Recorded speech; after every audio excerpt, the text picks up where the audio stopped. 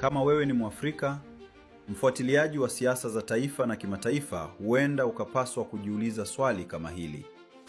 Imekuwaje Rais wa Kenya William Ruto ajikute ameketi kwenye meza moja na viongozi wa nchi 7 tajiri zaidi duniani katika mkutano wao wa kila mwaka wa G7? Je, Kenya sasa ni mwanachama wa G7? Jibu ni hapana. Kenya si mwanachama wa G7. Lakini pamoja na hilo, Rais William Ruto amepokea mwaliko maalum kutoka kwa Rais Emmanuel Macron wa Ufaransa kuhudhuria mkutano huo mkubwa unaowakutanisha viongozi wa Marekani, Uingereza, Kanada, Ujerumani, Italia, Japan na Ufaransa. Tuanzie hapa. Mwezi jana tarehe 13 hadi 15 Mei, Rais Emmanuel Macron alitua Nairobi, Kenya. Alikaribishwa kwa heshima kubwa. Kulikuwa na mikutano, makubaliano, mazungumzo ya uwekezaji na ushirikiano. Leo hii ni William Ruto ndiye anayetua nchini Ufaransa kwa mwaliko wa Macron. Je, huu ni urafiki wa kawaida wa kidiplomasia au kuna mchezo mpana zaidi unaoandaliwa nyuma ya pazia? Wafuatiliaji wa siasa za kimataifa wanasema kuwa Kenya imekuwa ikionekana kama moja ya sauti muhimu zaidi ya Afrika katika masuala ya biashara, deni la mataifa maskini, uwekezaji, mabadiliko ya tabia nchi na mageuzi ya mfumo wa fedha duniani. Ndio maana baadhi ya viongozi wa G7 wanataka kuisikia Kenya. Lakini si kila mtu anaiona hali hii kwa macho hayo. Wapo wanauliza, kwa nini Kenya? Kwa nini si Nigeria? Kwa nini si Afrika Kusini? Kwa nini si Misri? Kwa nini ni William Ruto?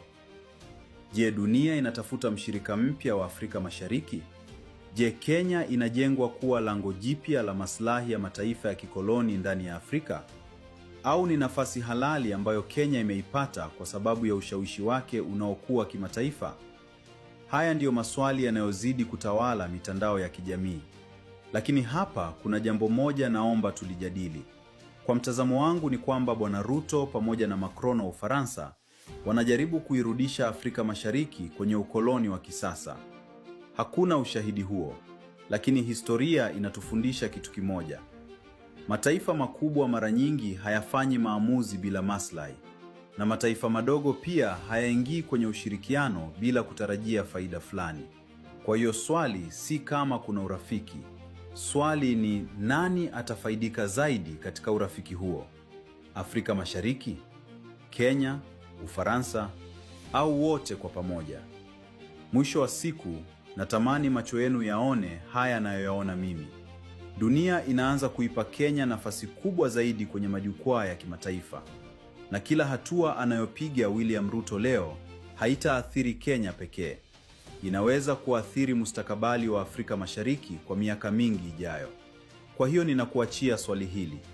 Wakati Macron anakuja Nairobi na sasa Ruto anaenda Ufaransa, je, tunaona mwanzo wa ushirikiano mpya wa usawa kati ya Afrika na Ulaya?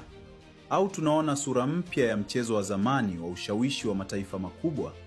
Andika maoni yako.